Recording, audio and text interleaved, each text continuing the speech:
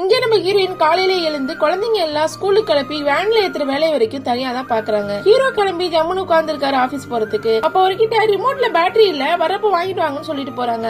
அவரும் சரின்னு சொல்றாரு. இப்ப கொஞ்ச நேரத்துல ஹீரோயினை கூப்பிட்டு டிவில என்ன ரிமோட் ஒர்க் ஆக மாட்டேங்குது, பேட்டரி போடலான்னு கேக்குறாரு. ஆக்சுவலா அவங்க பேசுன எதையுமே அவர் கவனிச்சிருக்க மாட்டாரு, சும்மா தலையை மட்டும் தான் அடிச்சிட்டு உட்கார்ந்துருப்பாரு. இப்ப அடுத்த நாள் ஹீரோயின் ஹீரோட காருக்கு சர்வீஸ்க்காக புக் பண்ணிருப்பாங்க.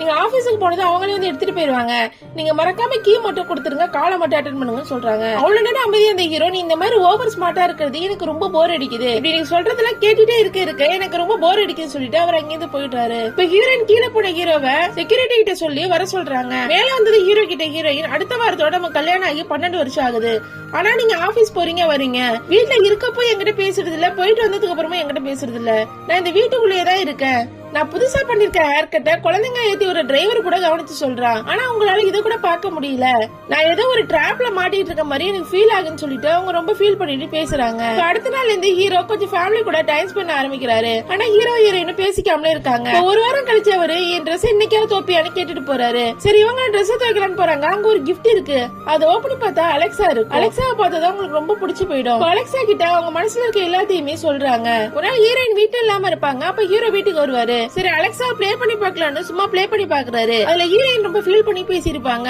ஒரு இடத்துக்கு போனா கூட என் கையை பிடிச்சிட்டு வர மாட்டேங்கிறாரு, என்கிட்ட இருந்து ரொம்ப விலகி போறாரு, வெளியே போனா பக்கத்துல கூட வந்து உட்கார மாட்டேங்கிறாரு. இந்த மாதிரி நிறைய விஷயங்களை அதுகிட்ட ஷேர் பண்ணிருப்பா. அதெல்லாம் கேட்டு அவருக்கு ரொம்ப ஃபீல் ஆயிடும். இப்ப ஹீரோ ஹீரோயின் சூப்பர் மார்க்கெட் போயிருக்காங்கிற விஷயம் தெரிஞ்சுக்கிட்டு அங்க போறாரு. போய் ஹீரோயின் கிட்ட சாரி கேக்குறாரு. அதுக்கப்புறம் ஹீரோ ஹீரோயினும் சேர்ந்துடுறாங்க.